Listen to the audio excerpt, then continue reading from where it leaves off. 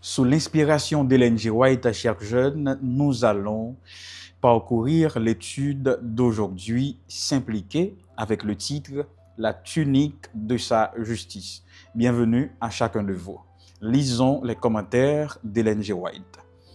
Le Seigneur Jésus-Christ a préparé un vêtement, la tunique de sa justice, dont il enveloppera toute âme croyante et repentante qui le recevra par la foi. Jean a écrit « Voici l'agneau de Dieu qui ôte le péché du monde » selon Jean 1, le verset 29. Le péché est la transgression de la loi. Le Christ est mort pour donner à chaque homme la possibilité d'être délivré de ses péchés. Le Christ s'est offert en sacrifice pour satisfaire aux exigences de la justice. Quel prix le ciel a dû payer pour racheter le transgresseur de la loi de Jéhovah.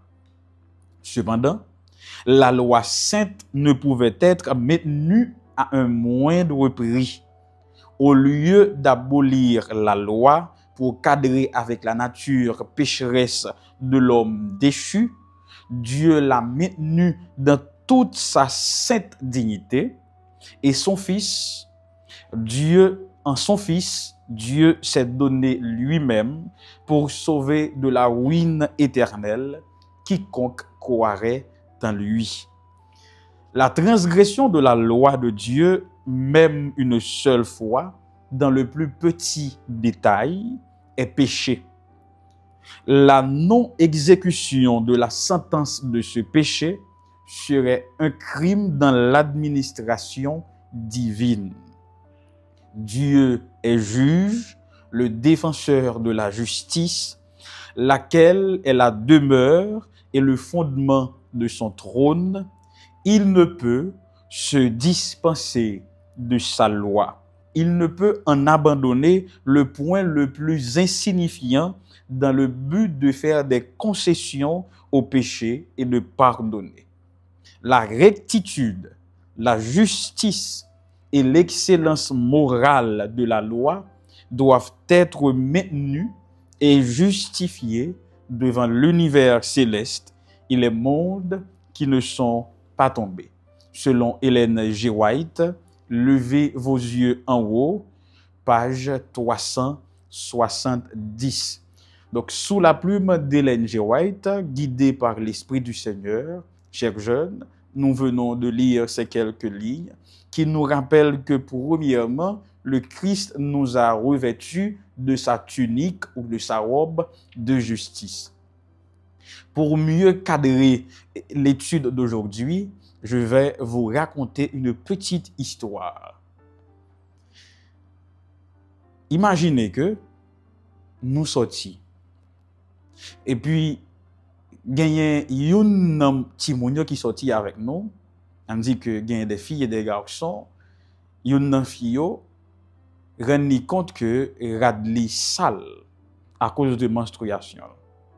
C'est à ce moment que l'un des jeunes li remarqué que li sale, li dit bon une telle comme ou sale m'a prêté au rad moyen pour capable couvrir saleté qui soit pour empêcher que Timonio fait de vous un sujet de moquerie. C'est ainsi que Christ a fait pour nous. Il a couvert nos péchés, il a couvert notre nudité, il a expié nos péchés par son sacrifice en nous revêtant de sa robe de justice, disons mieux, de sa tunique de justice. Donc c'est la robe de Jésus que nous portons. D'ailleurs, il a dû mourir nu pour que nous portions sa robe. Nous songez sous quoi il était déshabillé.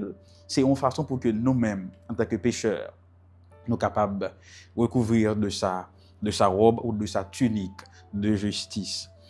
Suite à l'étude de Genèse 3, les versets 16 à 24, voici les exercices à accomplir. Première question, quelles applications devez-vous faire dans votre vie personnelle? Comment pouvez-vous renforcer votre connexion avec Dieu?